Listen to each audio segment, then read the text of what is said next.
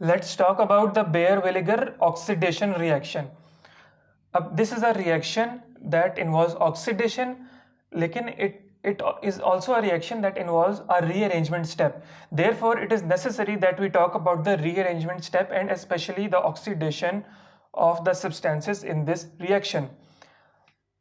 It is oxidation of a ketone to carboxylic acid ester. एक ketone है that is being oxidised to carboxylic acid ester. जो oxidising agent है यहाँ पे हमारे पास that is peroxy acid. Peroxy acid का structure क्या होता है? पर ऑक्सी एसिड इज अगर तीन ऑक्सीजन प्रेजेंट हो.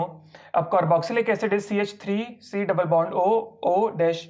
अगर यहाँ पे हाइड्रोजन होता तो that is carboxylic acid. There is an additional oxygen in between the OH and the carbon, जिसको हम कह रहे हैं एक पर ऑक्सी एसिड. एक एडिशनल ऑक्सीजन प्रेजेंट है.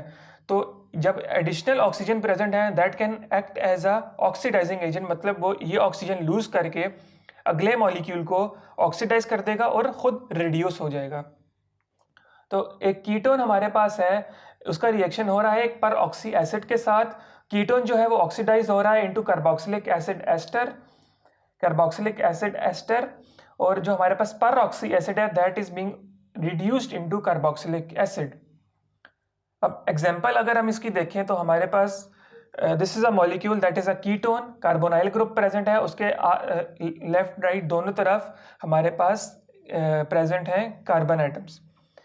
तो this is a ketone. Ketone के साथ एक पर ऑक्सी एसिड जो है वो रिएक्ट करेगा. पर ऑक्सी एसिड हमारे पास रिड्यूस हो जाएगा इनटू ऑक्सी कार्बोक्सिलिक एसिड. और जो हमारे पास कीटोन जो है वो जो है ऑक्सीडाइज हो गया इनटू एक one more oxygen containing molecule. तो इस तरह हम ये भी देख सकते हैं कि हमारे पास जो 5 मेंबर्ड रिंग था वो 6 मेंबर्ड रिंग में कन्वर्ट हो गया और एक ऑक्सीजन एटम जो है वो इन्वॉल्व हो गया इन द रिंग. मैकेनिज्म की अगर बात करें तो mechanism is not as complicated as it seems. सबसे पहले हम रिएक्टेंट्स को देखेंगे. हमारे पास कीटोन है that will react with the peroxy acid. Peroxy acid के पास एक हाइड्रोजन एटम प्रेजेंट है जो बहुत ज़्यादा पार्शियल इलेक्ट्रॉन डेफिशिएंट है. उसके ऊपर पार्शियल पॉजिटिव चार्ज प्रेजेंट है क्योंकि जो ऑक्सीजन है वो इतने इलेक्ट्रॉन्स उससे अट्रैक्ट कर रहे हैं अपनी इलेक्ट्रोनेगेटिविटी की वजह से कि उसके ऊपर वो सिवियरली इलेक्ट्रॉन डेफिशिएंट है. जो कीटोन का कार्बोनाइल ग्रुप का ऑक्सीजन है वो उसके पास इलेक्ट्रॉन्स प्रेजेंट है, वो इलेक्ट्रॉन रिच है, वो एक्ट करेंगे इलेक्ट्रॉन्स जो हैं इस इलेक्ट्रॉन डेफिशिएंट हाइड्रोजन पे उसके साथ एक बॉन्ड क्रिएट कर लेंगे और ये ऑक्सीजन हाइड्रोजन का ये बॉन्ड टूट जाएगा. अब कीटोन का जो मॉलिक्यूल है उसके ऑक्सीजन ने बॉन्ड क्रिएट कर लिया विद द हाइड्रोजन. अब ऑक्सीजन के हमारे पास 3 बॉन्ड्स हो गए तो उसके ऊपर एक पॉजिटिव चार्ज आ गया. तो पॉजिटिव चार्ज को ख़त्म करने के लिए ये डबल बॉन्ड टूट जाएगा ताकि ऑक्सीजन के 2 बॉन्ड्स दोबारा रिस्टोर हो जाएं और उसके ऊपर जो चार्ज है वो ख़त्म हो जाए. लेकिन जब ये बॉन्ड टूटेगा तो ऑब्वियसली कार्बन का एक बॉन्ड कम हो गया. कार्बन के 3 बॉन्ड्स हो गए तो 4 - 3 = 1. तो कार्बन के ऊपर एक पॉजिटिव चार्ज आ जाएगा. दूसरा हमारे पास एक और जो परऑक्सी एसिड से मॉलिक्यूल बना था उसको हम बाद में देखते हैं. हमारा जो मेन फोकस है इस रिएक्शन में वो इस मॉलिक्यूल पे था जिसमें ऑक्सीजन के साथ हाइड्रोजन अटैच हो गया. तो ये बॉन्ड टूट गया, पाई बॉन्ड टूट गया तो कार्बन के ऊपर पॉजिटिव चार्ज आ गया, एक कार्बोकैटायन फॉर्म हो गया हमारे पास. अब ये जो पॉजिटिवली चार्ज कार्बन है इसके ऊपर एक्ट करेगा ये वाला जो हमारे पास मॉलिक्यूल फॉर्म हुआ था.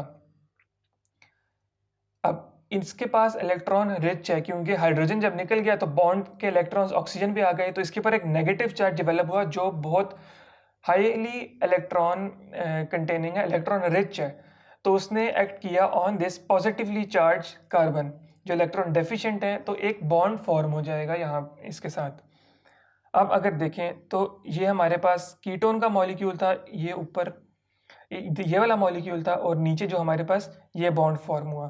तो कार्बन OH CH3 ऑक्सीजन. अब कार्बन ऑक्सीजन का बॉन्ड बन गया, कार्बन ऑक्सीजन का बॉन्ड बन गया, O carbon double bond oxygen CH3. अब ये एक इंटरमीडिएट स्ट्रक्चर बन गया हमारे पास.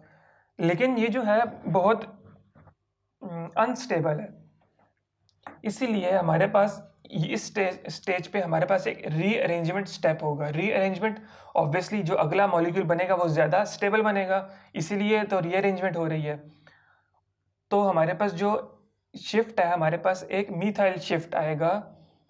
यहाँ पे जो मीथाइल लगा है on this carbon, this will be shifted to this oxygen, वो इस ऑक्सीजन के साथ बॉन्ड बना लेगा। जब इसने इस ऑक्सीजन के साथ बॉन्ड बनाया तो ऑक्सीजन पे पॉजिटिव चार्ज आ गया। जब ऑक्सीजन के पास बॉन्ड्स अपने ज़्यादा हो गए तो ऑब्वियसली वो इस ऑक्सीजन के साथ अपना बॉन्ड तोड़ देगा ताकि उसका जो पॉजिटिव चार्ज है वो रीस्टोर हो जाए। तो ये जो इलेक्ट्रॉन्स है ये इस ऑक्सीजन के पास चले गए और मीथाइल जो है वो इस ऑक्सीजन के साथ बॉन्ड बना लिया उसने। अब जब इस ऑक्सीजन के साथ बॉन्ड बना लिया मीथाइल ने, तो हमारे पास कार्बन के जो बॉन्ड्स हो गए 1 1 2 और 3 बॉन्ड्स हो गए। कार्बन के जब 3 बॉन्ड्स होंगे तो उसके ऊपर पॉजिटिव चार्ज आएगा, फॉर्मल चार्ज 4 - 3 1 +1 फॉर्मल चार्ज जब आ गया तो ये मॉलिक्यूल हमारे पास ये बन जाएगा। और ये जो मॉलिक्यूल है ये हमारे पास इन द एनवायरनमेंट चला जाएगा। हम अब इस पे फोकस करते हैं, इस मॉलिक्यूल पे।